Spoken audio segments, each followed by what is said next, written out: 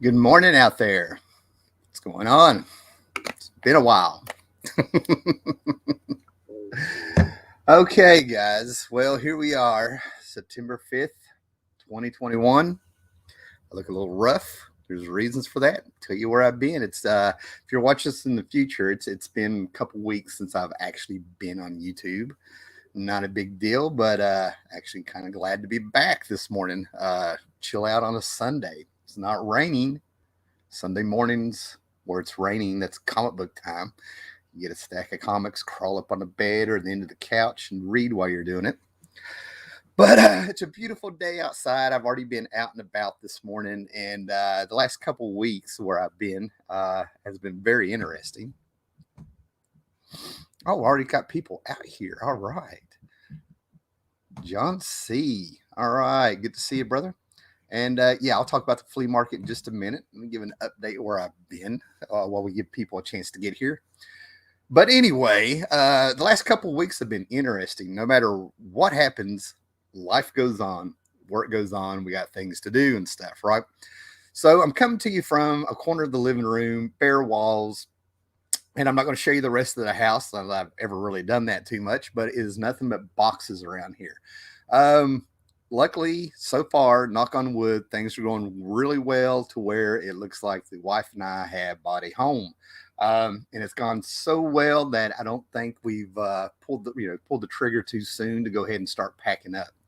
I was actually thinking about trying to like document me packing up all the comic books and stuff. Probably a collection of 14,000 assorted comic books, hardbacks, trades, whatever, posters, collectible toys, stuff on the wall, and all that stuff. And I tell you what, it's a chore. That's one of the things about this hobby. That's a chore, man. It's the price you pay, right? On top of it, the wife has quite the book collection, and she's built up quite the manga collection, right? Yes, I have a wife that is into manga. So yeah, man, I'm right there in the real world. Oh, good morning, comic book fan. Good to see you, man.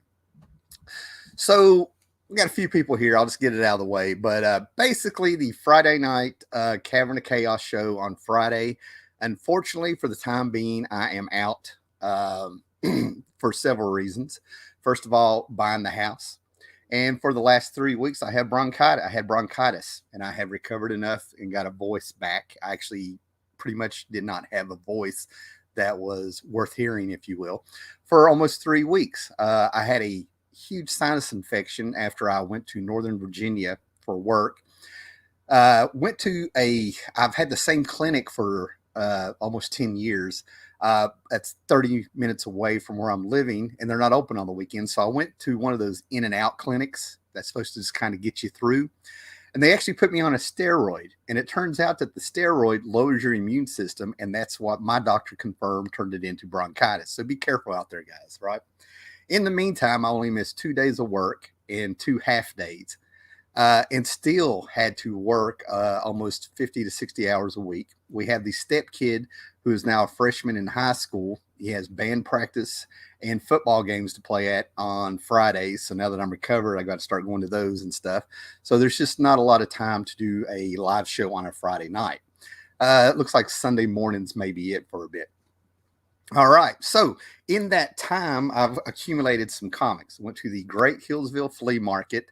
Uh, Twice a year, they turn the entire town into a flea market.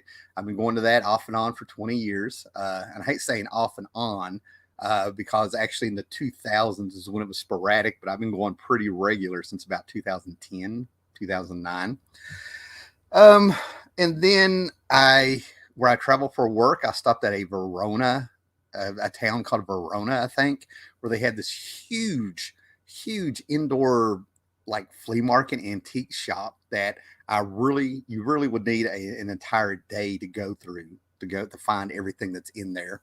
It's really good. Ordered have an eBay, a little bit of stuff from eBay, and one book from Amazon, and we'll just talk about comics while we're here. Okay, so basically that's the update. So if you are into the Cavern of Chaos show, which you should be, make sure that you are subscribed to Jared Osborne. It's on his channel now. If I ever get time, I'll sure I can pop in there and stuff, right? So, you know, not too big of a deal. And hopefully down the line, there'll be some kind of other live show we can do with everybody's schedule and stuff, right? It's good stuff, man. Otherwise, your health is important. Keeps going, and we're really excited about moving here soon. So, going to be a whole new comic book room, a cave, or an actual cavern of chaos, if you will. And there's actually storage underneath a set of steps. This kid Harry Potter is not living in there, so I might be able to set some of my long boxes and stuff in there and have a room not piled up with boxes and stuff, which I'm really excited for. I hope to have a cool setup, right? So anyway, what have we got here, right? So here we are actually going to talk about comics. This is amazing. I want to show comics, man. We're not talking investments. I'd love to say that the house smells like old comic books right now, but actually it smells like cardboard boxes because there's a ton of them. So anyway, before we get to the flea market, let's go chronologically with some of the stuff I got, right? We'll go ahead and start showing some of this stuff off, man. All right. So amazingly, this is just amazing, right? But a couple months ago, I just decided I wanted the first appearance of the Rocketeer. There for a while. I mean, the movie came out like 31 years ago. And before they had announced there's going to be some Disney Plus movie or show or whatever was going on, I have run across, I think I have like 3 copies of this now, but I was getting them on the cheap, right?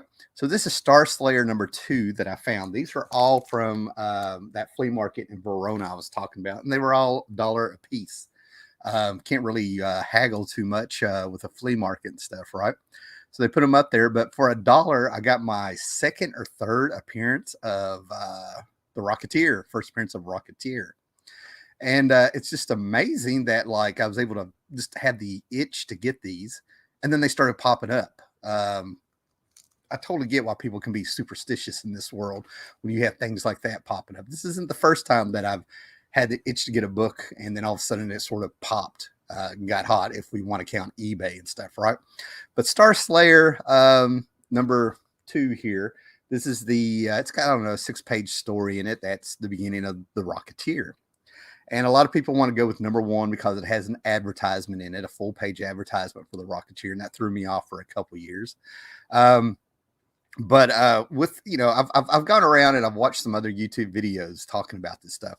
It seems like if you watch, if you get in certain circles on YouTube about hot comics and the investments in them and stuff like that, they're getting really petty with it and stuff. I feel like I'm in the 90s again. Right? But Rocketeer is the first appearance. That's the one that's recognized. And there's things like this is the second advertisement of the Rocketeer, or this is the second cover appearance, acting like these are keys and stuff, right? And I've been there before with this hobby. I've been there before with people collecting for investments and stuff like that, right? So yeah, I feel very lucky to have gotten the itch, and over the last couple months, I have 2 of these confirmed. I may have another one in my collection somewhere, or maybe I don't know. I also have 3. Number 10 of Star Slayer is the first appearance of Grimjack, and there's been some talk about an Amazon Prime TV show, or at least there was a couple of months ago. I ended up having 3 issues of that. I started running across that also. Now, there is one regret somewhere along the line where I found one of my Star Slayer #2s. They had pretty much an entire run of Star Slayer, and I've got sporadic issues. I sort of regret not getting the entire series because with the speculation market and stuff, there's potential for them to make every advertisement or something to a hot series just for the hell of it. You know what I mean? For whatever reason they come up with. So I was really happy to get this. I have been a Rocketeer fan probably since the late 80s. And it was sort of like what I'm talking about now, where I just had the itch to start looking for the first appearance of Rocketeer.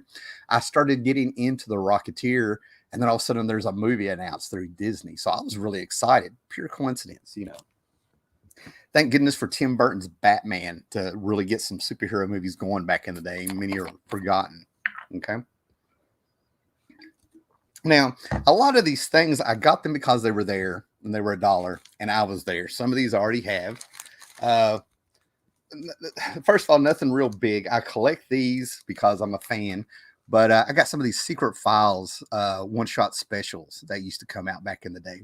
One is for the DC villains and stuff. And then, of course, the Legion. Just a huge Legion fan, so I'll grab whatever I can cheap of the Legion. Not a biggie. But then I found these, which were fantastic. Now, again, these were $1 a piece just in these boxes. This one was originally $3 somewhere. But I'm grabbing the Amazing Heroes as I can.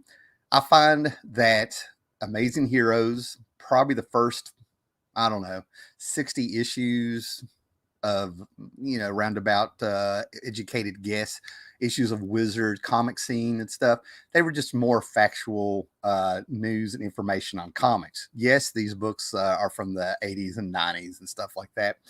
But after playing around with Bleeding Cool and playing around with CBR and seeing what they have done, it's just a waste of time. If you want the factual stuff, if you want the trivia, if you want to go back and hear about what creators were doing back in the day, it's pretty sad that we got to go back to books that are 30 and 40 years old, from other decades and stuff.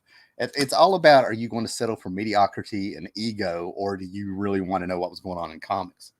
Got this Amazing Heroes for $1. Johnny Quest, the Kamiko series of the 80s, which I absolutely love that series. It's not perfect. It's fun. They did a great job with what they had, considering they had one season of, 20-year-old cartoons at the time to pull from and things like that. And of course, in my collection, that if you followed this channel forever, one of my most prized books, Holy Grails, is the Gold Key comic that came out in 1964 of a Johnny Quest, a one issue and all that. And I got that at the Hillsville Flea Market, probably like in 2009 or something. I don't know. So anyway, here's it's the interview with Messner Loebs. Messner Loebs and stuff, who did the series. It was fantastic. Good stuff. What we got out here? John C., thanks for hanging in there, man. You're all over this, man. All right. So what else do we have here? Now, this is a series that I didn't realize ran like maybe 9 issues or something. But it's this Will Eisner's The Spirit from Kitchen Sink. Now, what is amazing about this is that there's usually 3 or 4 short tales of the Spirit, the new adventures and stuff, right? And this is from the early 90s. And as you can see, it's got Kurt Busiek, Brent Anderson. That's your Astro City team. Mark Schultz, Xenophobic Tales, Cadillacs and Dinosaurs. Mike Allred and friends on here. First issue had like Alan Moore and Neil Gaiman in it, I think, and Brian Boland. But they got some names. They got some names to come in here and do add to the Spirit legacy, if you will. They came in here and did some great short stories. I got the first 3 issues when they came out, and then they just weren't on the stands anymore. I don't know if they were selling out. I don't know if it was limited space, whatever was going on. But yeah, I'm going to finish this off, and I've looked it up. Just a short, real short, easy to get series. This is number 4, of course. So, The Spirit. Spirit is that book that Will Eisner really, I think Jack Kirby interned under him. And then Will Eisner did this, 7 pages? He had 7 pages a week to do. That was actually every Sunday in the papers during the 40s and 50s. So not only would you get your funnies and stuff in newspapers, but you would get a Spirit story in there. And those are quite collectible now and stuff. And Will Eisner was the guy that really came up with a lot of the rules to telling a story. He came up with the car chase scene. He's the one that realized the psychology of keeping a reader interested and informing them of the scene. Like, instead, a little bit of a minimalistic approach in some ways and stuff, right? Great, just a great artist, great stuff. I didn't really come to appreciate him or really know who he was until the early 90s and stuff, right? Now, I'm kind of wondering if people will know the significance of this, because I held off doing a video about this simply because I don't think anybody cares anymore. Okay, you know what I mean? But this is Green Lantern number 54. You see Kyle Rayner there. But this is the infamous girlfriend in the refrigerator, where he came home. Major Force had killed his girlfriend and stuffed her in the refrigerator for him and stuff, right? And in the late 90s, Gail Simone came on with a website called Women in Refrigerators, and they decided to go ahead and come up with all these horrible things that happen to women in comics. Meanwhile, This is before things got as what's the word I'm looking for? What's the abrasive, if you will, in the last couple years and stuff, right? Where they came in and acted like the victimization was used just to push male figures forward and stuff, right? So I finally found the book for $1. I finally read it to see what was going on, and I'm just sitting here thinking, you know, the title of the book is Green Lantern. Every character in the book is to serve the Green Lantern. It's his book. And then I was starting to think about all the horrible things that have happened to other characters that were men and women. I just do not get into the gender war, like one's victimized more than the other. It's not there. I mean, off the top of my head, they killed Superman, killed him. Uh, they had Swamp Thing get RAPED in the 80s. I'll show you that here in a minute. Uh, Green Arrow got his arm cut off in one timeline and then blown up in a plane in another. Horrible things happen to everybody, but the fact of the matter is if you are the star of the book, everything is to serve that story, to move that character's story forward. You're a supporting character. Too bad. You're a plot device. Too bad. The book is called Green Lantern. Horrible things happen to everybody in these comic books. And then this is a Superman in Action Comics that actually kind of disappeared from my collection. I find it very interesting that this disappeared from my collection because I have no memory what happened to it. But the significance of it isn't so much the Reign of Superman story, it's the Watchmen feel of this cover that attracts people to it. Huge Watchmen fans. Watchmen, the comic, if you will, right? And I'm sure some people of the movie and stuff, right? So not so much a key book, just a very cool cover that has echoes of Ozymandias, down in Antarctica, watching the world. All right. What's up, comic collector? Good to see you, man. Got people rolling in. Now, sometimes in my collection, there's books I just want to give home. I'll rebuy the books and others are on the cheap. Something about them catches my attention. Something about them brings me joy. You know what I mean? Just something about them is just fun, right? And I'm a huge fan of, I hope I say his name right, John Bogdanove. Bogdanove. Okay. The guy did Man of Steel. The guy did Power Pack. The guy did X-Men versus Fantastic Four back in the day. Just a fantastic artist, very underrated and stuff, right?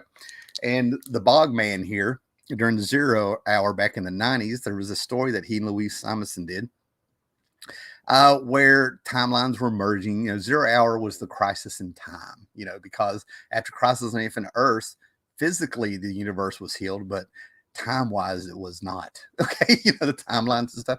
But this is a story where Superman meets all sorts of versions of Batman from different timelines, and from us, it's different era in comics. So he is such a great artist. He was able to do a Carmine Infantino, a Bob Kane, Neil Adams, Bernie Wrightson, Frank Miller, Batman the Bruce Timm, Batman the Animated Series. And that's just what's so fun about that. I've always wanted the poster that came out to advertise Zero Hour, because the poster that came out in the comic book shops had this image on it. Superman surrounded by all different types of Batmans, but as it spun around on a string on the ceiling and turned around, it had Batman in the center and all sorts of different versions of Superman. They kind of flipped it, which was fantastic. Good stuff. And then, like I said, this is like a minor key here. Moving on here.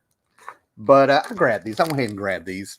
Anybody that's watched this channel and listened to me talk over the years and all that stuff, you know that Commandy and the James Robinson, Tony Harris, Starman, Jack Knight series are always going back and forth, battling in my head, which is my favorite series, which is number one. You know what I mean?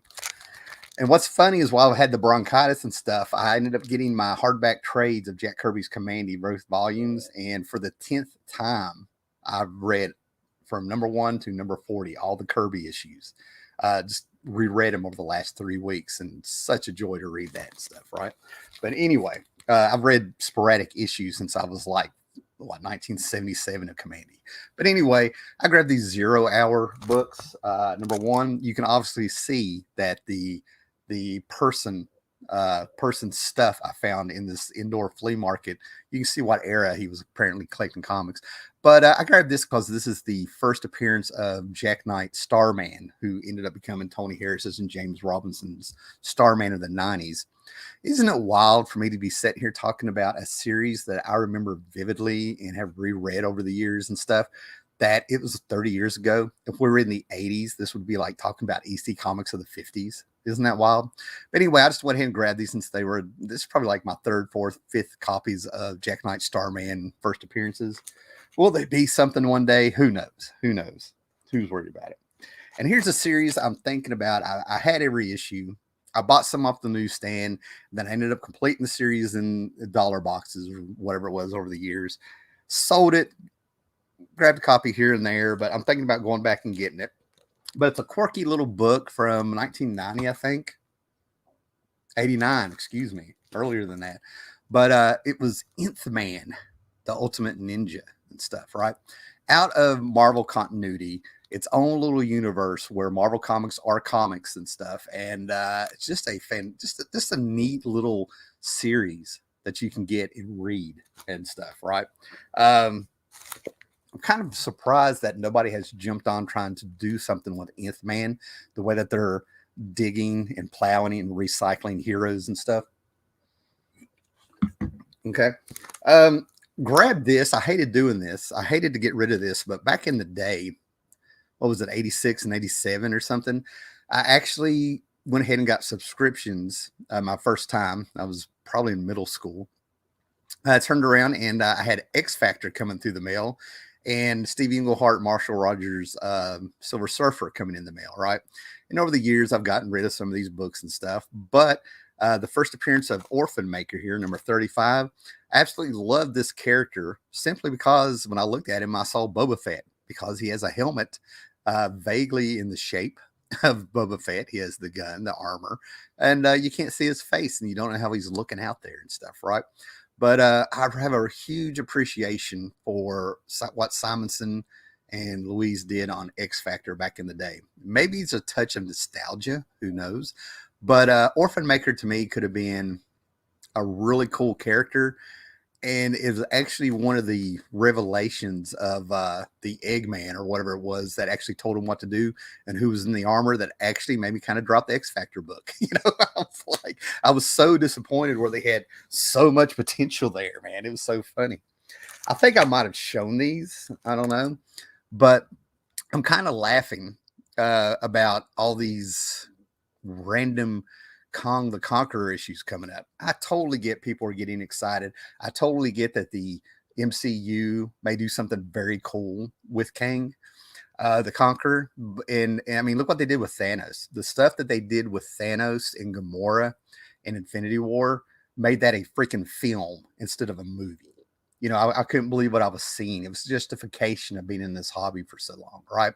So Kang the Conqueror has always been one of those characters. I didn't hate them, but I can never suspend my disbelief that a time traveler who knows the future would go back to the 60s and have a bunch of random characters where Thor is really the power player, if you will, defeat him. You're from the future. You know the future. You have all this technology and stuff. And he wore thigh-high boots. I mean, so for Kang the Conqueror to end up being what's looking like, who knows, the next huge villain in the MCU, it's cracking me up how all these random issues of Kang the Conqueror and Thor time travel stories and Avengers Forever #1, all these books that you can still go out and find in dollar boxes are kind of becoming wanted. I'm not going to say hot. I don't know what their prices are for. But as you can see, this is part of Citizen Kong. This is back in the 89, 90, 91, where during the summer, they would have annuals come out. So they decided to start having these four-part stories or longer run through different annuals and stuff. So this is Citizen Kong. Now, the reason I have this again, I mean, I got rid of this years ago. It's horrible. I mean, the main story is horrible. But if you really want to know the history of Kang and you want to know what back issues you need to track down and stuff, this will help because the backstory is the story of Kong. They came in and wrote a story that goes all the way back to the Avengers and retold everything up to early 1990 or 89 or whatever this is. You know what I mean? So yeah, if you want a quick update on Kang and where to look and what to look at, this is the place. This book has a story, you know. Okay, moving on. Something I had to get. If you have Tubi, if you have a Roku or some other streaming service, some Amazon Fire Stick or something, you can get on Tubi and you can find this Saturday morning cartoon that was unjustly canceled of Sam and Max Freelance Police. And I'm not quite sure how to explain this book. These characters. It's just fun. It's sporadic. And it moves really fast, and they have a lot of jokes that you got to catch real quick. Some are grown up jokes and stuff, right? But yeah, watching the cartoon made me really be a fan of this, of Sam and Max. I never saw anything of Sam and Max in comic book shops back in the day. Okay, so this is a Epic Illustrated Sam and Max. Apparently, it came through Marvel, but of course, it's the Epic line, so he got to keep the rights. Yeah, this is a 1988 to 1990 material, but really great book. A lot of fun, you know, not Shakespeare, by the way, but, you know, if you're in the mindset of stuff like Family Guy and stuff like that, that might be, you know, what you want. Now, this book cracks me up because I got it because I saw the silver logo on it. And I could not remember for the life of me if there was a second version of this book or something. But I looked up getting it. I already have this issue. And apparently, if you're into the investment side, the speculative side, you want the DC Universe variant. I think that's what it's called. So instead of the UPC symbol, it'll say DC Universe or something in there. But this is like the first cameo appearance of King Shark. I got it just in case I didn't have it. I was so far out in middle of nowhere, I had no service on my phone. So I was shooting from the hip. And then I always kind of grab these. This is another book. Anytime I see Starman #0, #1, I grab them. I've got copies signed by Tony Harris and stuff. So I always kind of grab those. And then I couldn't pass this up for $1. Magnus Robot Fighter. Oh, what is the number? Number 5, I believe. But if you're into the Valiant stuff of the 90s, this is the first appearance of Ray. It's a flip book. And I go by Ray. I call him Ray, even though I think it's Rye because of Samurai. But I think they go by Ray. But it's the actual first appearance of Ray. This is probably my 3rd or 4th copy of this. I love the Jim Shooter era of Valiant Comics. What they did afterwards, after Jim was pushed out of the company, you know, they did what they could, I guess, and stuff. But the quality of the Jim Shooter era, from the ground up, what he built and everyone else built with him, it's an amazing feat. If you go back and read probably the first year of Valiant all the way to the end of Unity, from Magnus #1, Solar #1, #0, I think it was 0 issues they started out. Magnus, the Robot Fighter #0, all the way to the end of Unity. Great stuff here. And I'm always picking these up. I love the reference material of comic books, right? I still have, they're on a short box now, but I still have my handbooks of the Marvel Universe, both volumes. I still have my Who's Who, all the volumes of that. Of those comics and stuff, and they're beat up and they're worn and they're check marked, and I've upgraded some of them. Anytime I run across a dollar box or something that has any of those books, I have to remind myself, you've already got them. I mean, I would buy them over and over. Anyway, I love anything like that where you just get his, you know, reference like that. And then all of a sudden in the, what was this, 1990 or so? Anyway, they started coming out with them with where you could take them out and they already had punched holes in them, if you will, and you could make your folders and do whatever you wanted with these characters, arrange them how you wanted. I've looked up every time I buy some of these, are still sealed. Good stuff. Good stuff. All right. See what's going on here. Got quite a few people who popped up here. Good morning, guys. All right. Make sure you like, subscribe, let people know we're here and stuff. And for anybody that's popping in here, if you want to hear what happened over the last month while I haven't been around, and an update on why you should be subscribed to Jared Osborne for the Cavern of Chaos show on Fridays, watch it on the rewind, man. All right. So we got some stuff here, right? Now I want to show you an eBay haul. And I had to get this because, back in like 2016, I did a little bit of a purge. I did a little bit of a purge of my comics and stuff, right? I went through and I'm like, I need room. I need to get rid of some of this junk, some of the stuff I'll never read again. And I did a purge. And I know that's when I got rid of this book. The little town I was in, the local library ended up having a huge flea market in their parking lot. Huge. It was nicely sized flea market. And I know that's when I got rid of this book. Unfortunately, I made an accident and I honored what I did, but I had the first appearance of War Machine in these books I got rid of at this little flea market / yard sale. And when the kid found the first War Machine in there, yes, I sold it for $1. I gave it to him for $1 because it was my mistake and I honored it. I would expect the same to me. Kind of paying it forward because I've had that happen quite a few times on the seller side. But anyway, I digress. Sorry, man. I was having a flashback. Anyway, but I got rid of this book and I ended up going ahead and getting on eBay and finding it because this is horrible, right? This is the Atlantis Attacks, New Mutants number 5. I'm going to go ahead and tell you this is early Rob Liefeld. There's a group that pops up called Surf that's from Atlantis, and they know name Marita or something. It's like her little mini team.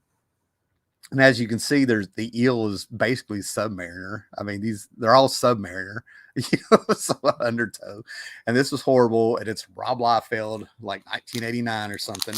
But the reason I got it, and you guys can roll your eyes. It's okay when I'm about to say this. If you want to roll my eyes, right?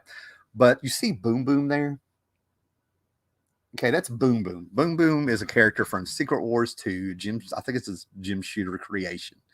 And she ran around with the Beyonder, sort of like his Jiminy Cricket, if you will, in a way, where Beyonder wanted to be a real boy and Boom Boom ended up being a little bit of a Jiminy Cricket. Okay.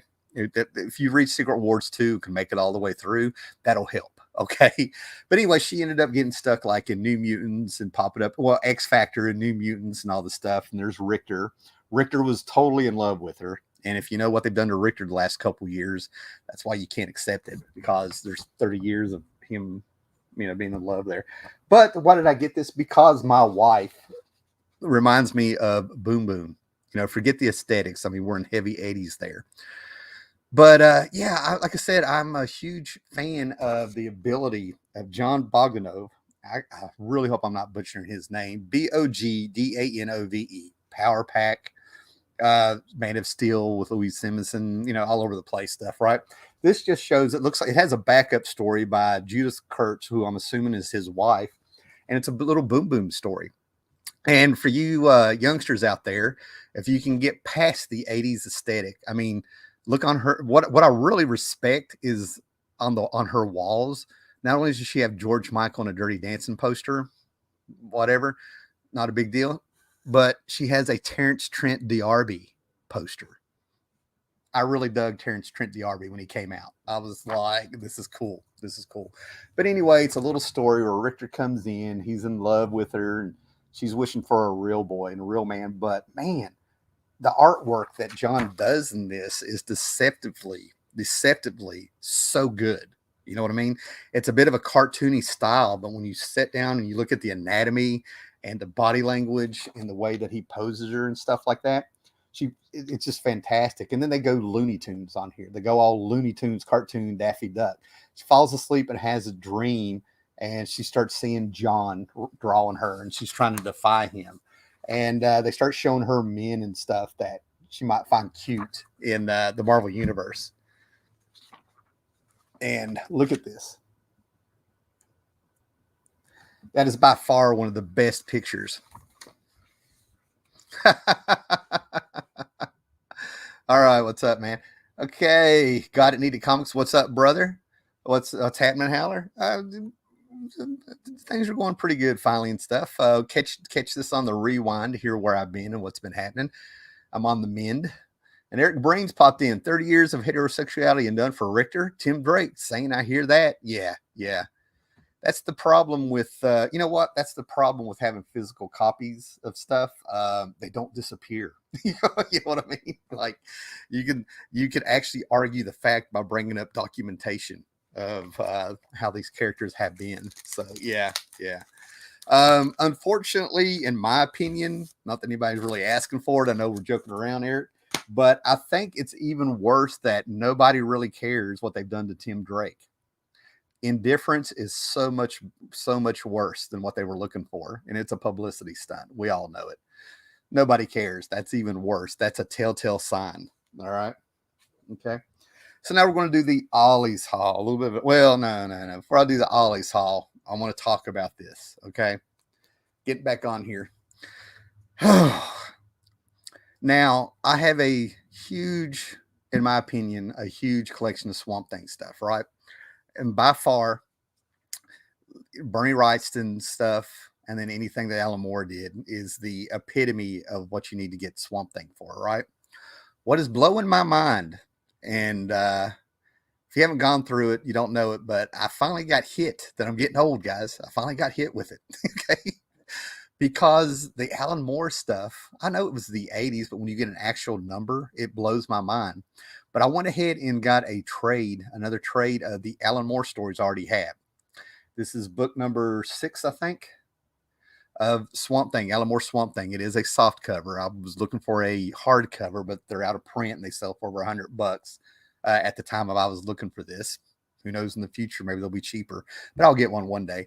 But I can't keep dragging these books out because they're almost 35 years old now, right? It blows my mind that a comic book that has a setting out in the middle of a swamp most of the time, if you will, that gets away from technology and aesthetics and things, and it keeps it from being dated. We still have these, believe it or not, at least in America, on the back roads, we still have towns that don't get cell service and stuff. There's one that's real famous, I think, up in West Virginia that people, it's high price to move up there because people want to move where there's no cell service and stuff, right? But there are still backwoods towns and stuff like that you can go to that look exactly like they did 30 years ago and stuff, right? So Alan Moore, Steve Bissett, John Toddlebum, Rick Vetch, Sean McManus, all the guys that came up on this book and stuff like that in the 80s, luckily found a way to make these Alan Moore stories timeless and as fresh as they were today with their subject matter and genres and themes. They took first, I mean, so I still reread these books is what I'm trying to say, these stories. And they actually have, in my opinion, they really have, they're not dated. They have they're in better shape to read now and is fresh, better than like Neil Gaiman's Sandman, which when you read that book, it's the year the book came out. You know, it has that feel, which isn't a bad thing. So basically, when Alan Moore came on the book, he tied up some loose ends, and then he reinvented Swamp Thing by slowly taking them back into the horror. If you read issue, was it 2021? I think it's issue 20, the anatomy lesson. The Floronic Man is narrating the story, but I hear Vincent Price. It's like an old Vincent Price movie. And then he brought him back into the horror, like modern day horror. And then all of a sudden he brought him into classic horror, bringing in the werewolves and the vampires with that Alan Moore updated twist. And then we had the superhero story where he went to Gotham, and then all of a sudden, bam, he turns around and it's sci-fi genre. So this trade is the sci-fi genre of Swamp Thing that I like. I love. Now, it does not have the classic My Blue Planet in it. It starts after that with Adam Strange, Thanagar. And then this has the story where, believe it or not, there is a sibling. Swamp Thing has a sibling because he was in space floating around, and the sentient ship or something, mechanical ship, grabbed him and ended up forcing him to have sex, and he ended up having a baby out there. Now, the Swamp Thing, and what was wild is when you read this, Rick Vetch talks about going to Erie, Pennsylvania to John Toddlebum's house, and a lot of the images that's in this issue are actual sculptures. And he says that is a shame that there's no way you can see the glory of what John Toddlebum was doing versus what ended up on the printed page. It hurts him. What's wild is that Swamp Thing baby with the mechanical alien called 11 the Alien ended up popping up in Marv Wolfman's Teen Titans. There's a little fact there. Comic collector. I care about Tim Drake, but I've been beaten down. I hear you. I hear you. Yeah, I hear you. Anyway, what I was trying to say there before I didn't realize I was going to go, get into preaching there for a minute there about Swamp Thing and Alan Moore here and stuff like that. But it's reached a point to where I can't drag the books out. They are collectibles. I want them to last. So I'm starting to get trades of the stories I do go back and reread, which is actually a good thing. Because if I ever reach the time where it's time to get rid of the collection or to trim it down, I'm going to be able to look around and see the stuff easily that I want to hold on to, which is very important, I think. At the end of the day, you can invest in these books and do all sorts of things, but the real passion is what are you emotionally attached to? That's what makes it priceless. So, a little bit of an Ollie's haul. While I was up in Northern Virginia, I put these on Instagram. Thank goodness for an Instagram, because, like I said, I got the bronchitis before I could do a haul video and stuff, man. But I now have both volumes of the 1960s Bat manga that came out in Japan with Lord Deathman in it and stuff. One of the characters that really caught Grant Morrison's attention when he started on Batman and stuff, right? But yeah, these two trades of the 60s Bat manga, they weren't available in America forever.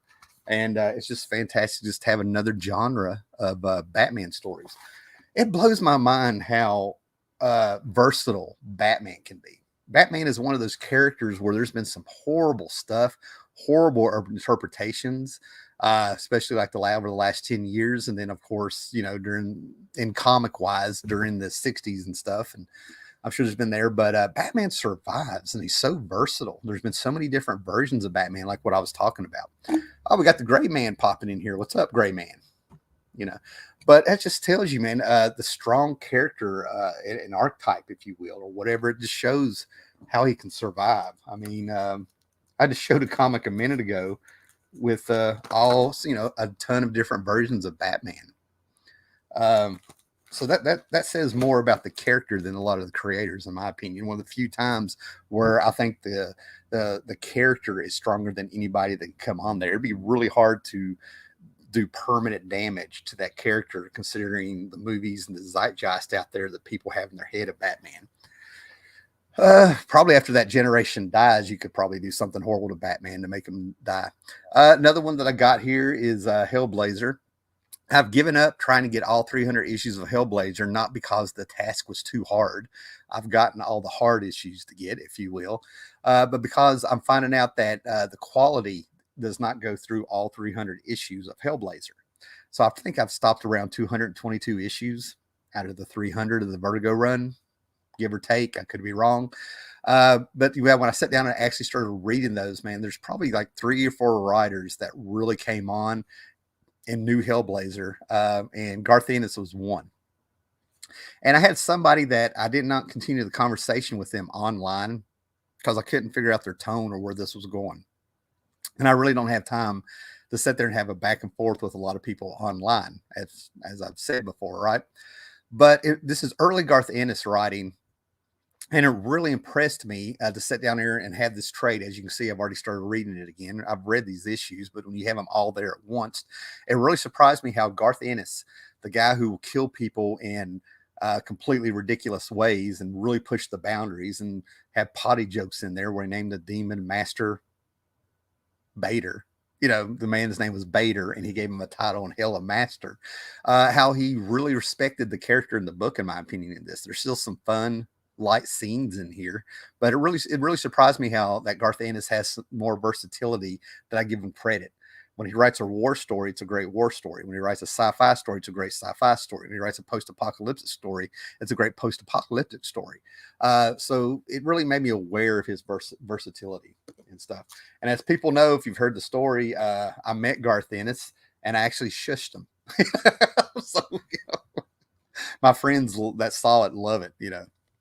Oh, the Gray Man has finished his Hellblazer run. Fantastic. Awesome.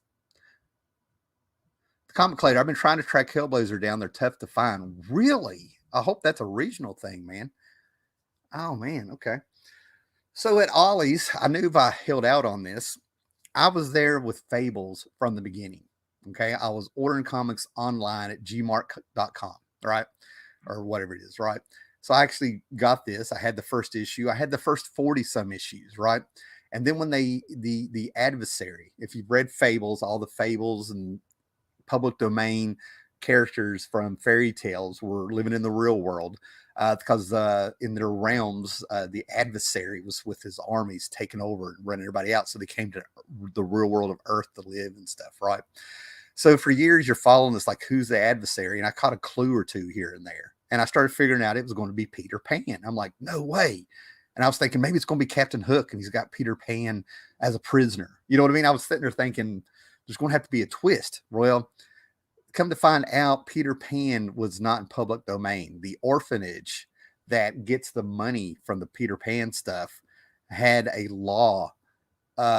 They were given an exception to the law, if you will, to where they've got to keep the trademark or copyright or whatever it is, which means he'll never go in public domain. So they had to turn around and make the adversary Geppetto. When you read Fables, there's places in Fables where it doesn't work because Geppetto is in the story or in the background. So I raged quit Fables and I put them all on eBay. So years go by, I get more forgiving. I grab the stories I liked. I checked them out here and there. I now have another stack of Fables, but one day I'll have to get that number one again. So after Fables was ending, this isn't a trade, even though it is a trade, but it's the 150th issue, the farewell issue of Fables. And actually the thing is fantastic. So it's got the number 22 on it, 22 trades of Fables. Issue 150, the last issue, they went ahead and came out as a trade. That was $18, and I ended up getting it for like $2, $2 or $3 at Ollie's and stuff, right? And it's got tons of stuff in it, worth getting, totally worth getting. All right, and then I also got this. I told you I like my reference material, and it's hardback, and I'm glad I got this at Ollie's on sale because this is a hardback of the Fables Encyclopedia. All the characters in it, you know, like a who's who.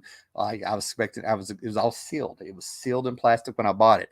And it has this gorgeous Adam Hughes cover on it. So yeah, I'm in. You know, I get this thing, I think it was like $8. And originally it was $40. And then when you get in here, it turns out that it's nothing but limited text and no new art. Everything is from the covers or panels of the Fable series and all the spinoffs that came in there.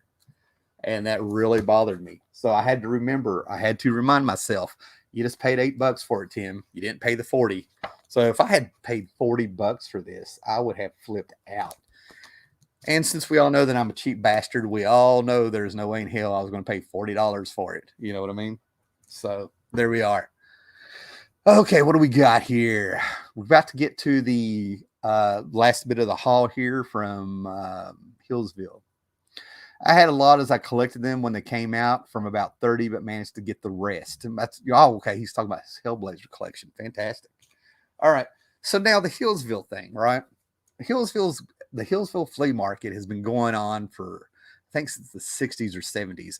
One of the ladies that I actually buy comics from, she's been doing it since she was like a little girl, and they have a permanent spot because they were there from her dad was part of it as of the beginning. And not only does she have a permanent spot, but I think they own part of the VFW part of it because she has a permanent structure. Okay. She has a gigantic tin roofed, like, little garage piece that you can see her at with permanent tables in there and concrete on the floor. So she's been there forever, and she has comic books and stuff. And she's told me a little bit of history of the flea market because I've seen her off and on for years. But anyway, I also ran into a person through work who talks about this flea market because this thing is huge. You got to understand they'd have 1 million people coming through in 3 or 4 days. And it used to be tons of comics. You'd go through, there'd be vendors, or you'd go through there and dig through some boxes, and somebody would have a box of 70, Bronze Age comics that were like in mint condition. A lot of good stuff. This year I found 7 people selling comics. Through work, I ran into another lady whose aunt gives out the license or the vendor license or something. And she told me that they came up with did the math, and it's something like 48% food people selling food, vendors selling food. So it's kind of weird how it's going. I don't want to say don't go down there, but at the same time, you're going to have to do some real digging because you're only going to find 4 or 5 people who are obviously selling comics. It's kind of sad. I mean, I think I'm more sad of how great it was. This is also the same place that after I started my YouTube channel and I was showing people how I was getting books on the cheap that were worth quite a bit of money, quarter boxes, 50-cent boxes, flea market deals, box deals, the stuff I built this channel on back in the day. But I'll never forget, around 2014, I went to Hillsville, and the first vendor I found had a bunch of little tables with tons of boxes. And he looked at me, and it was the YouTube channel. He saw me, he knew me, and he started taking his boxes and putting them back on his truck, just glaring at me while he did it, because I would find good stuff in dollar boxes. That wasn't the first time that happened, and I've been with my friends when it's happened before at other places. But this year I actually had one person recognize me because it was my voice they saw as Howler Mouse. And where I'm still kind of getting over this bronchitis, I totally own I probably came off weird. You know what I mean? Like, I was like, I felt like I hadn't talked to people in weeks, you know. Am I recommending Fables? Oh yeah. I think Fables it's worth sampling. And you can find enough back issues and some dollar boxes to get the sample. There's a story that I love in the 20s, 26, 27, 28, something like that. It's Big B Wolf, okay? The big bad wolf, if you will. He's you have to look at the series to realize he's got a human form. His dad is the West Wind or something. I can't remember, man. And then, but he turns around and he's in like World War II or something. So it's got like a Sergeant Rock feel. And he comes upon the lair of like a Dr. Frankenstein, and he goes all wolf. And you have the werewolf who's Big B Wolf versus Frankenstein in World War II. So that's what I mean. There's like little story arcs and stuff in there where he mixes and matches good stuff. So yeah, there's bits and pieces I definitely recommend to Fables, but probably the first 50 issues are the ones that I'm most familiar with. Rob Ripa, what's up? Good to see you, man. Friar Tuck, you stumble across any DC Milestone universe on the cheap, hit me up or trade. Okay, man, no problem.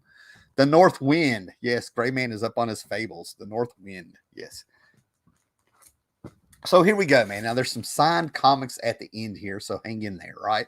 Because I about gave up at the flea market. I reached a point where I just sort of gave up. I'm like, I wasn't having a lot of fun, and I'm sort of like, there's another flea market in 2 or 3 weeks that I've been having more luck at and stuff. But anyway, so some dollar books that I got from different vendors here. We'll just start out and stuff, right? I mean, I still got some good stuff. These are beat up copies. But I found some Silver Age World's Finest here of Batman and Superman for $1. Action Comics, where Superman's hands are just deadly, for $1. Stapled and still together. Oh no. I had an Adventure Comics Legion of Superheroes 1968 story to show you, but apparently I think I put it up. It could be here. I actually read it. You know, it's a Legion story.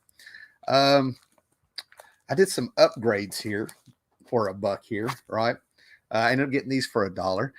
It is the saddest thing in the world where you start digging through your own boxes and you're fine and confident that you have these comic books, you know what I mean? Like that I bought off the rack when they came out. I was all more like Massacre finally brought me into the X-Men back in the day, right? 1986. I thought it was the most fantastic thing to have all these books crossing over in almost a readable way. You know, that was back in the day when this stuff was still new. The crossovers were not a common thing at all, right? So the second one they did was Follow the Mutants after More Like Massacre, if I remember right. So I was going through my books a couple months ago, and somewhere along the line, I had apparently stuffed some X-Men books in there, and it did the thing where it caught the book in the middle, and it crumpled it up and folded it in the box. So I'm glad to have some upgrades. What's bad is there is just a touch of discoloring on these. Just a touch, like it's just starting. And the ones I had were not only my originals, but they were still in better shape than this. So Follow the Mutants was back. You know, Storm had her powers back and everything. And you had Wolverine versus Archangel, which people were talking about at school back in the day. Archangel was all new and Apocalypse was getting hot, you know, and everything. Late 80s, man. Hitting all cylinders, man. And then I got this. This is probably my third copy, but I will say this one is probably the best copy now that I have.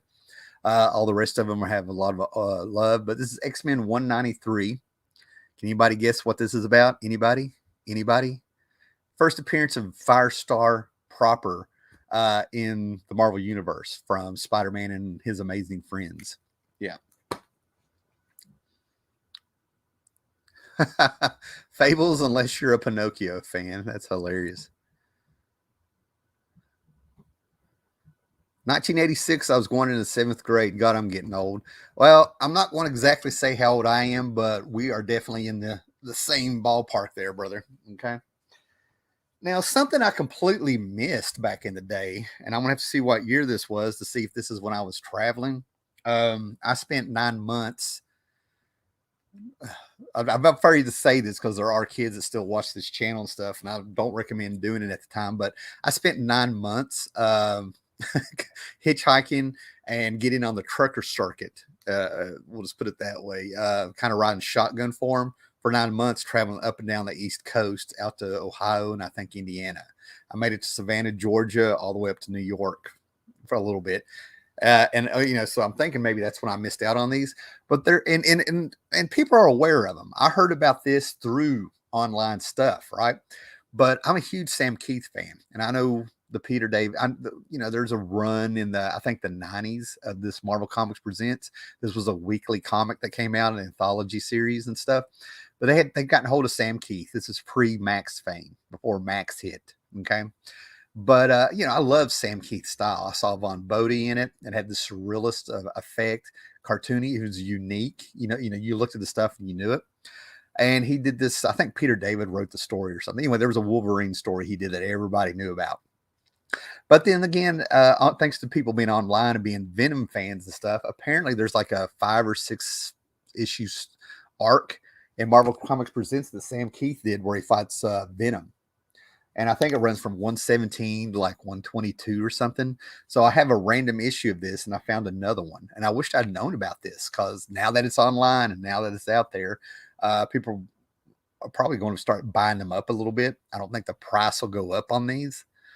Who knows? Who knows with this today's market and stuff, man. But I honestly want it because the art is beautiful by Sam Keith in this. I mean, beautiful artwork. His line work is fantastic. So yeah, Sam Keith's stuff is the kind of stuff that I sit there and just study and look at and love and stuff, right? Found these for $1, and some of these I got because they're just in fantastic shape. The little unofficial crossover with Amazing Spider-Man where Firelord pops up and he was in his black costume and everything was all new. And it's probably because of my age, even though like Yesterday Quest was probably one of the first Avengers stories I can remember from the late 70s and it's still one of my favorite. My era is Roger Stern, Tom Palmer, John Buscema, 85, 86, maybe a little bit 84, whatever it was. And it leads up to the Masters of Evil attacking the Avengers mansion and just raising hell. And then they go to Olympia. And there's just a lot of good stuff that went on in Roger Stern's run with Buscema and Palmer. So I grabbed this with Firelord in there, and it kind of crosses over with a Spider-Man issue. And then I got some early Walt Simonson Thor. I mean, look at these. These were $1, and they're from like 85, 77, 79. They're still glossy. They look like they came right off of the rack. I couldn't pass those up. And I love my favorite era of Thor is, and sorry guys, I mean, I know I love what Walt Simonson did. Walt Simonson elevated that book. Don't get me wrong, but my favorite era is the Bronze Age Thor stuff. It's what I grew up on. You know what I mean? And then I got this because it's definitely an upgrade. It was $1 and it's a white cover back and forth. And as you can see, it's still glossy and new, like it came right off the rack. And we have we have Vartox. And if you know the story behind Vartox, which is hilarious, man, that's basically Sean Connery as a Superman from another world, if you will. Yeah, it was good stuff. All right, man. Now we're getting to some good stuff here, man. For you guys that have hung in here, man. We get a drink of coffee here. Friar Tuck. Yeah, same thing. Now we're getting ready to start going through some of the better stuff I found, in my opinion. And then the last place that I looked where I found these signed comics. Oh man, it was good. So real quick, another almost mint condition book from the late 70s, if I remember right. 78. And just for Friar Tuck, I'm gonna let him know that was my year in kindergarten. But we have this John Byrne, Bob Layton cover of Marvel Team Up with Spider-Man and Iron Man, which I actually needed. I don't know if John Byrne did the insides, but I'm really trying to keep an eye out and sort of complete the Marvel 2-in-1 books that John Byrne did, because in my opinion, those were the best. This is an upgrade, a what if story of what if Wolverine battled Weapon X. A fantastic Barry Winslow Smith story that was in Marvel Comics Presents. They did a little what if story based off of it. So I always try to pick that book up as completest. A beat up, torn up copy with a big rip on the cover, which is fine, of Anthro #2. I love my caveman stories. You put a caveman in it like Thor by Joe Kubert, or you put a Bigfoot in it. I'm down. I'm there. I'm surprised I'm not a bigger Wolverine fan, but whatever, you know. I like my quirky stuff. And then I was really happy to find this. This is the last issue of this series from DC, this version of The Shadow, #12. This thing's fantastic. I sit down there and flipped through it and read it. I just love the pulpy feel of the Shadow books from the 70s. Oh, come on. And whatever. There we go. But yeah, this is good stuff to always find some Shadow from that particular run, if you will. And then I got rid of this, and I think I sold it on eBay. You could not get rid of this series. I'm gonna go ahead and tell you, so many of them were printed, and everybody was after Infinity Gauntlet because of the MCU and stuff. But this issue of Infinity War, I did pay $5 for it, right? Because I sold my entire Infinity War set. I still have my Infinity Gauntlet. And I'll go ahead and tell you it's because of the Ron Lim art. I don't hate Ron Lim, but the dude, I'm pretty sure, I mean, he's a great storyteller. He's got a clean style, which I think is fantastic. He could draw anything. He draws probably one of the best Galactus that you can find, in my opinion. So I don't want to down the guy, but it just seems like they should have had a different artist on the Infinity War, right? And this is where the evil versions of all the heroes started popping up. And for some reason with the speculative market, if you will, there's this monster Spider-Man. This is his first appearance, which cracks me up because it's like one little panel. You know what I mean? So is it a cameo or a first appearance in here? But for like a hot 5 minutes, this book got hot, which is why it's $5, I think, when I found it. After seeing the entire series in dollar boxes for over 30 years, you know, had to get this. This was $1 and it's in great shape. And I may already have it, but who cares, man? But I love my Plop. Plop is a humor book from the 70s. And in my opinion, it was a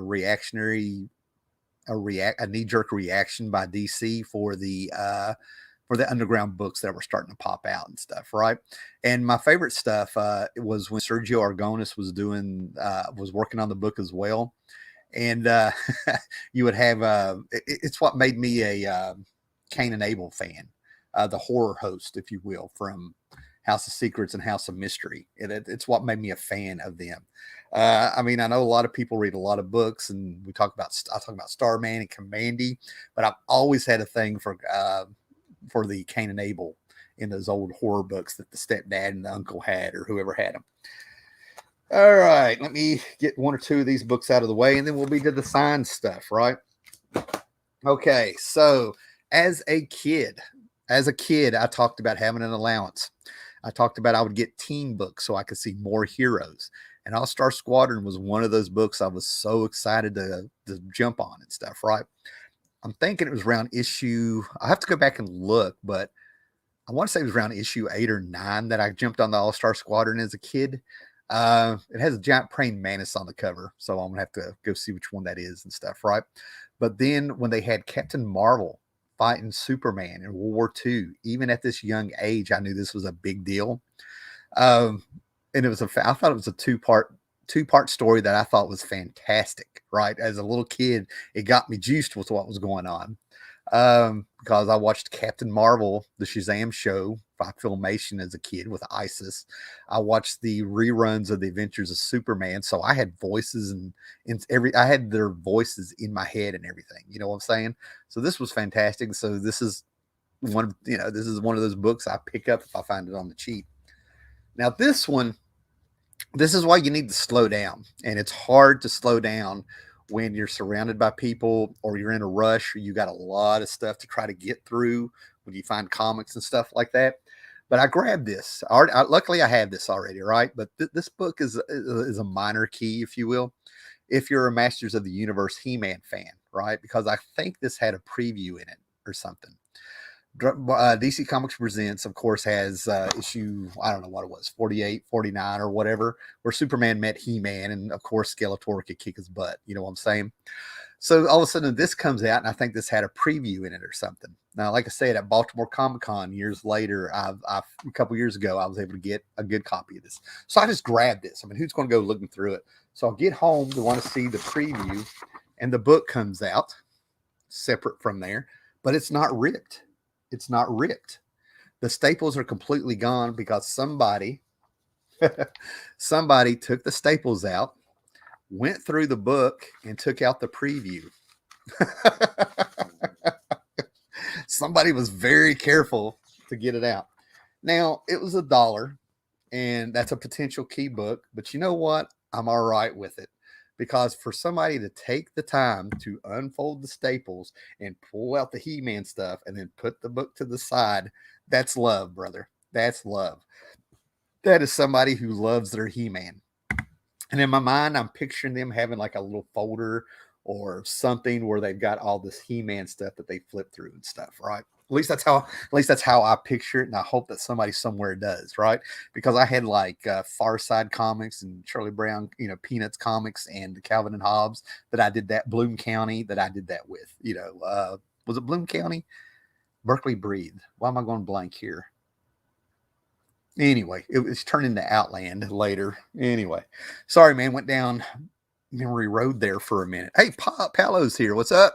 Yo, hope the new job's going well, brother. Hope the new job is going well. Oh, interesting. Gray Man is saying that the He-Man insert was in every book that month, I think. Well, I'll tell you what, some of the price guides that I've seen, they only list the DC Comics Presents in there, which doesn't mean you're wrong, Gray Man. It does not mean you're wrong. So I'm going to be looking that up. Okay. So here we go. So I'm going through the flea market, not having a bad time, but not having a great time. I'm still recovering from that bronchitis, and I'm like, I'm starting to wind down. My car's way up there, going full wuss, if you will. I'm like that close to going full wuss. And then I'm like, no, man, finish this line. Go down this line. I've been all over this town. So I go down the last line, and I'm flipping through it, and I literally get to the last box. And the guy who was selling this stuff is telling me about some comic book convention he went to at Tidewater. And he's talking about some of the, I don't know, comic book guys or something that he's met and everything.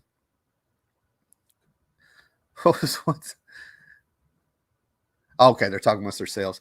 So, I mean, the guy's being really nice. Don't get me wrong. The guy's being really nice, but I'm tired. I'm not feeling that good and all that stuff and everything. And I'm like, okay, this will be the last place I'll look. And I get literally to the last box. I've got a little stack going on. And then I find a stack of signed comics, some of them with certificates of authenticity.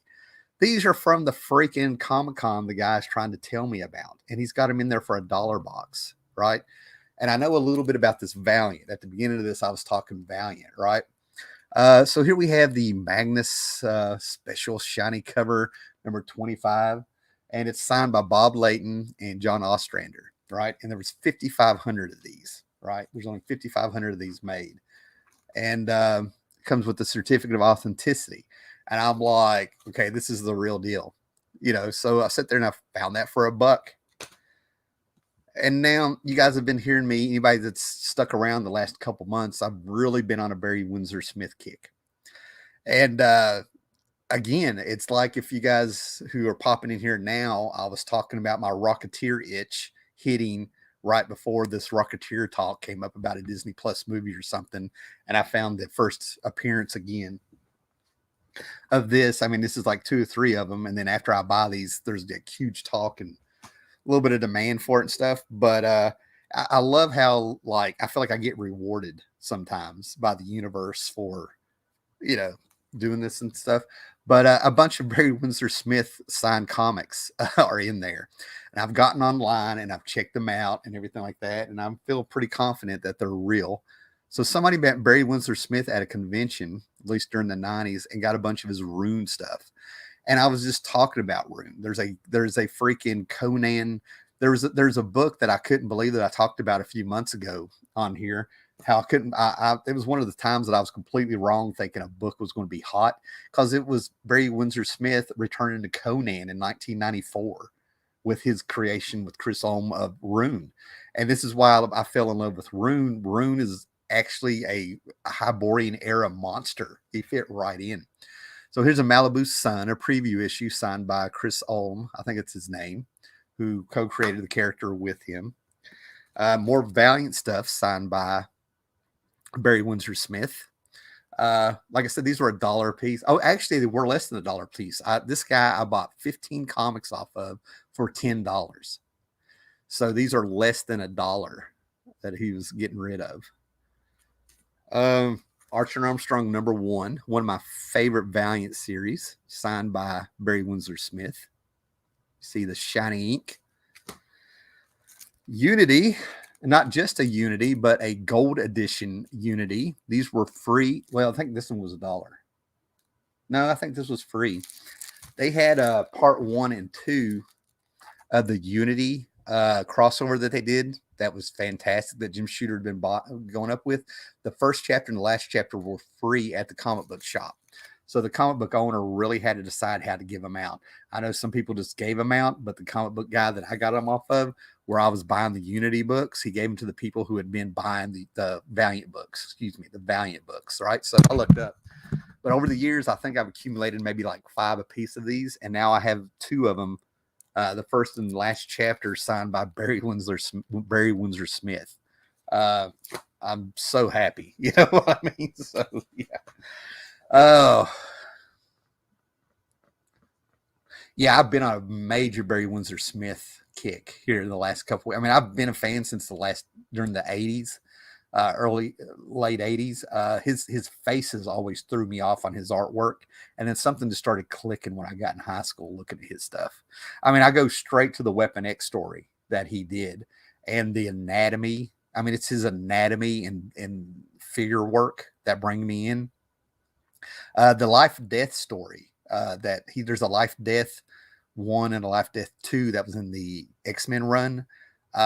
There's an opening page of Storm laying in bed with a sheet over her, and you just go through the folds of that sheet and his line work and stuff. That's just amazing.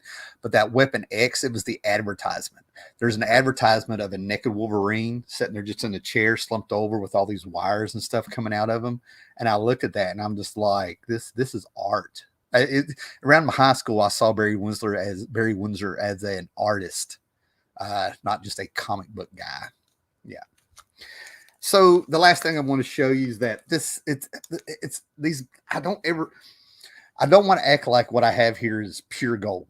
Okay. But it's the elusiveness of this book. I've run across this book I ran across this book in dollar boxes. I ran across this book with my buddies who bought it up, and there's like a whole bunch of them, not a whole bunch, there's like 2-3 left over, and I had my hands on it first, but it just didn't register what it was.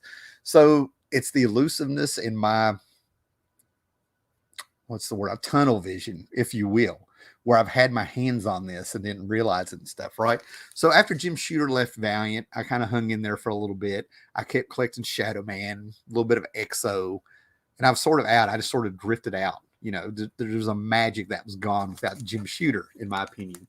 And I probably was picking up Defiant Comics by that time and stuff, right? But it was Bloodshot #6. Okay, I passed it up when it came out. I passed it up over the years in dollar boxes and never realized what it was. It's the first appearance of Ninjak. So those signed comics, there's 6 of them. There's 6 copies of Bloodsport here with the first appearance of Ninjak. I got another one somewhere. I got one somewhere. A beat up, mildewy smelling copy, if you will. So yeah, for 15 books for $10, 3 random books, 6 of these, 6 signed comics, they were $10, which I think is probably going to be the haul of the year with the way things are going with these flea markets and around here conventions either canceling or not being that big or whatever. So I'm very happy with that. I went through there and I'm like, you know what? I'm getting them all. This makes up for probably every time I pass this book up in the world. All right. And then, like I said to people out there where I have been, for the people that's popped up here, I'll kind of repeat myself. I'm actually do believe I have some people who have been here from the beginning, but the last couple of weeks, for the last 3 weeks, I had a bronchitis. Make sure you are subscribed to Jared Osborne because I'm off the Cavern of Chaos show because of work, bronchitis, and I'm coming to you from where I'm at in the house now because the house is full of boxes. It looks like the house that we're buying is going to go through here pretty soon. So I've been packing on the weekends, during the week, twice a week. And on Fridays, we have a step kid. I have a step kid who is in band now. He's a freshman in high school. So I'm going to be going to his football games to watch with the family. And we're going to be moving and stuff, right? So a lot of good things going on. Finally getting over this bronchitis, which took me down. I didn't whine and shout about it and stuff. And working anywhere from 50 to 60 hours a week, which is how it's going to be for a while because we have people quitting and we're getting their caseloads. So a lot of stuff going on, a lot of life going on. So I was really glad to get on here, catch up a little bit. And now I can keep packing and stuff, right? And what was funny is that sometimes in your collection, you have those books that you keep in a corner so you can find them. You know what I mean? Like this needs to be took care of. It's not a big deal, right? And I don't know what's wrong with me here, man, but I lost this and I found it in a stack of nothing books that had the potential for me to stick them out in the yard during the yard sale or something if we did, right? But it's my Shield, a Nick Fury Agent of Shield #4 with the Steranko signature. I've got to put this up where I can find it. I think I'm going to go ahead and frame it. It's already discolored. But I tell you what, I really wish people could feel the feeling I had when I was digging through the books. And I'm like, what's that doing in there? Probably the closest thing to pure panic I've had in quite a while. Like, oh my God, of all places for this to be misplaced in, right? So I think a question I am going to ask, I don't usually do this and stuff, man, but if you have something like this in your collection, Jim Steranko signed it for me at Heroes Con. I actually stood in line forever and paid for it and stuff. His signature itself is a work of art. Would you box this or would you actually frame it? Because like I said, we're hopefully moving into a new house and I'm going to have some room to do some stuff. So should I get it framed? If anybody's interested, stuff like that. Oh, what do we got here? Yeah, Barry Windsor Smith is a fantastic writer. It surprised me how well he wrote. Oh, just fantastic. I mean, he actually had like tension in his books and literary assets. I mean, it's just assets. Listen to me. His literary skills were fantastic. I bet Barry Windsor Smith doesn't sign many comics these days. Considering that I think he's in his 70s, I think you're quite right. Busy times indeed. Frame it. Yeah. That's all I need. Morning, Tim. Not good when you forget where you left a Steranko signature book. Yeah. I'll you know what? I'm going to say it. I think it's age. I think it's age. I think I'm out and I'm admiring it. And then I'll put that stack to the side and then I get busy with other things. Okay. Good to see you, Gore. I can get 10 on my StreamYard, but never went over 6. Oh, okay. I got Death of Superman for £2. I was so happy. Nice.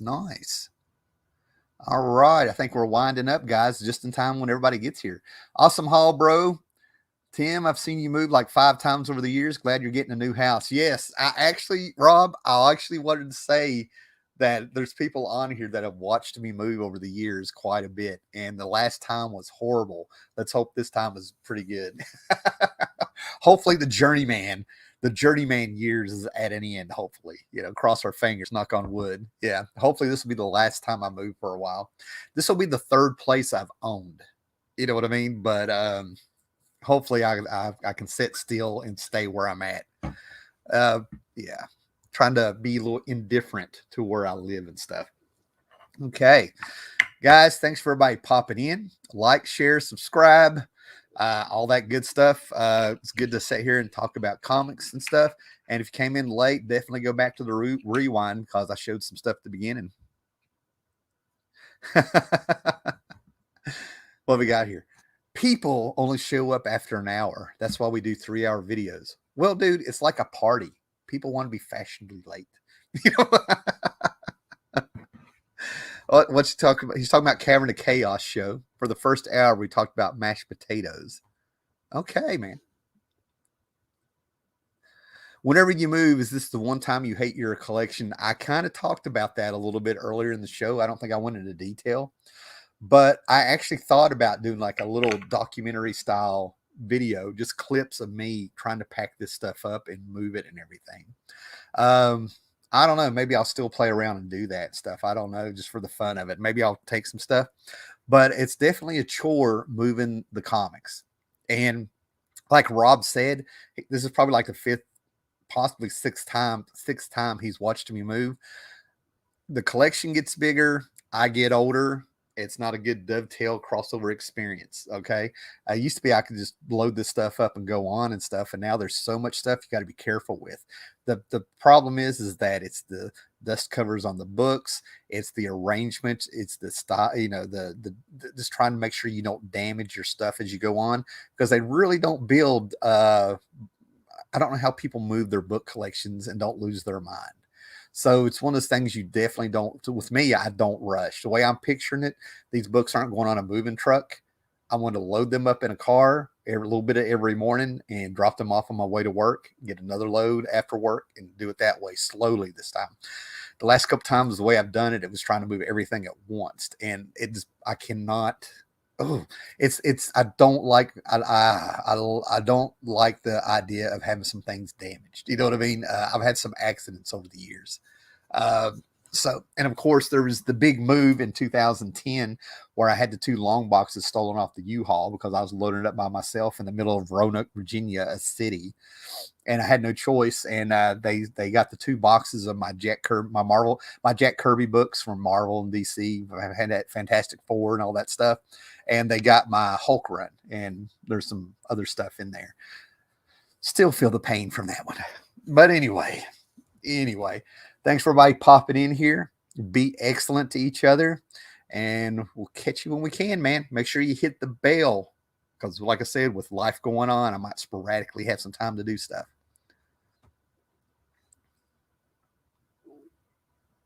Man, everybody came in. JLS Comics, Sleepy Reader, Comicsgate, Gore Vidal, Paolo, John C., Rob Ripa.